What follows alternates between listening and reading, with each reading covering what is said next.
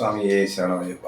അങ്ങനെ ഒരു വർഷക്കാലം തോഴനായി, ബന്ധുവായി, ഗുരുനാഥനായി, പിതാവായി, പിതാമഹനായി, എല്ലാമായി നമ്മളോടൊപ്പം അയ്യപ്പസ്വാമി ഉണ്ടായിരുന്നു എന്നുള്ള ധൈര്യത്തിൽ നമ്മളവിടെ ആ ഒരു വർഷക്കാലം പുറപ്പെടാശാന്തി എന്ന് പറയുന്ന ദിവ്യമായ പദവി പൂർത്തീകരിച്ച് ചിത്തിര നാട്ടത്തിരുനാളിലാണ് സാധാരണ മേൽശാന്തിമാരുടെ അവസാനമായി ചെയ്യുന്ന പൂജ, അന്നത്തെ അത്താഴപൂജ. അന്നത്തെ അത്താഴപൂജ തന്നെ ഒരുപക്ഷെ മനസ്സുകൊണ്ട് പൂജ കഴിഞ്ഞിറങ്ങുമ്പോൾ ഉണ്ടാകുന്ന ഒരു വിഷമം പറഞ്ഞറിയിക്കാൻ പറ്റില്ല. ഇത്രയെല്ലാം സന്തോഷത്തോടുകൂടി, ഉദാത്തമായ സാഹചര്യത്തോടുകൂടി, ഒരുപക്ഷെ വളരെയധികം സംതൃപ്തിയോടെയും സന്തോഷത്തോടും കൂടി അവിടെ ഇരുന്നിട്ട് തിരിച്ചിറങ്ങുക എന്ന് പറയാൻ ചിന്തിക്കാൻ പോലും പറ്റാത്ത ഒരു മാനസികാവസ്ഥയാണ്. അങ്ങനെ ചിത്തിര ആട്ടത്തിരുനാളിന് ശരിക്കും പറഞ്ഞാൽ നമ്മൾ അത്താഴപൂജ കഴിഞ്ഞ് ഹരിവരാസനം പാടി അത്താഴപൂജ കഴിഞ്ഞ് നമ്മൾ തിരിച്ച് ശാന്തി മുറിയിൽ വന്നാൽ അന്നത്തെ രാത്രിയിൽ ഉറക്കം വളരെ സങ്കടത്തിലാണ്. കാരണം ഭഗവാനോട് പിരിയേണ്ട ഒരു അവസ്ഥ ഇനി ഒരു മാസം അല്ലെങ്കിൽ കുറച്ച് ദിവസങ്ങൾ കഴിഞ്ഞാൽ, എന്നെ സംബന്ധിച്ച് ചിത്തിര ആട്ടത്തിരുനാൾ കഴിഞ്ഞ് ഒരു 3 ദിവസം കഴിഞ്ഞ് ഇപ്പം നട ഇറങ്ങേണ്ടി വരും, ചാർജ് കൊടുക്കേണ്ടി വരും. തുലാമാസം ലാസ്റ്റ് ദിവസമായിരുന്നു. അത് കഴിഞ്ഞു തുലാമാസം 30-ാം തീയതി വൈകുന്നേരം ഹരിവരാസനം പാടി താക്കോല് നടയടച്ച് താക്കോല് മാനേജരെ ഏൽപ്പിക്കുകയാണ്.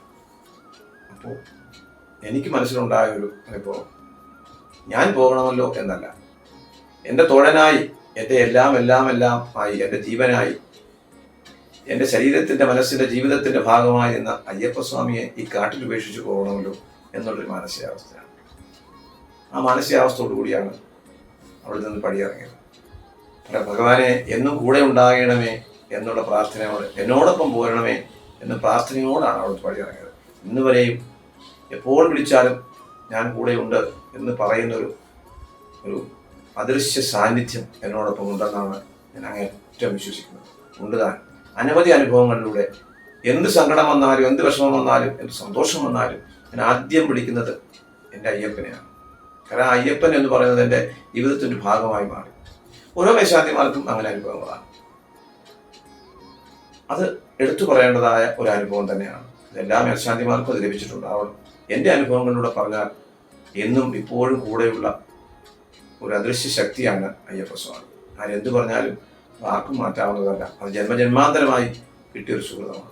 നമ്മൾ പാദപൂജയെല്ലാം കഴിഞ്ഞ് തിരിച്ച് അവിടെ നമസ്കരിച്ച് താക്കോലും കൊടുത്ത് 18-ാം പടി നമ്മൾ അന്ന് ചുമതലയേക്കാൻ പോയപ്പോൾ കൊണ്ടുപോയ ഇരുമുടി അവിടെ ഉണ്ടാവും. ആ ഇരുമുടിയെ ധരിച്ച് തിരിച്ച് 18-ാം പടി പുറകോട്ടിറങ്ങി അയ്യപ്പനെ നമസ്കരിച്ച് പോരുകയാണ്.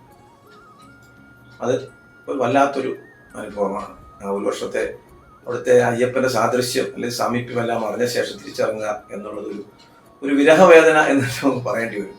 ഒരു വല്ലാത്ത അനുഭവമാണ്. പക്ഷേ എങ്കിലും ഒരു ധൈര്യം, ഞാനുണ്ട് കൂടെ എന്നുള്ള ഒരു ഉൾവിളിയുണ്ട്. അത് നമുക്ക് ജീവിതത്തിൽ എന്നും ധൈര്യമാണ്.